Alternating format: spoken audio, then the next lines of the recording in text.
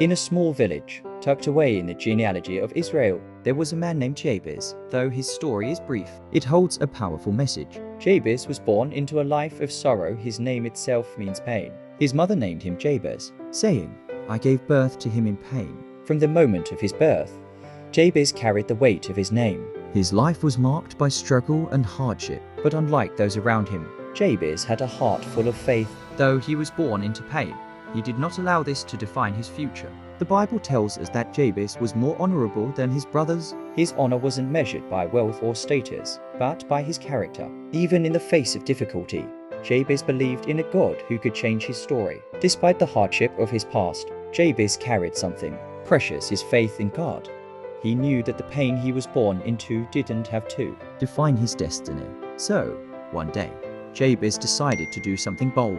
He prayed a prayer that would change everything. Jabez lifts his eyes to the heavens, his hands clasped tightly. His face shows earnestness, conviction, and trust as he begins his famous prayer. Jabez's prayer and Jabez's voice. "Oh, that you would bless me indeed, and enlarge my territory. Let your hand be with me, and keep me from harm, so that I will be free from pain." This was no ordinary prayer. Jabez's words were filled with hope, faith, and a desire for more of God's blessing, more of his presence, and freedom from the pain that had defined him since birth. In a time when most would have settled for the life they were given, Jabez dared to ask for more, not just for material wealth, but for God's presence and protection. His prayer wasn't selfish, but a reflection of his deep faith and trust in God's ability to change his future. Jabez had prayed a bold prayer, trusting that God could bless him, enlarge his territory, and protect him from harm. Now, he waited in faith, knowing that his destiny rested in God's hands. And the Bible tells us simply,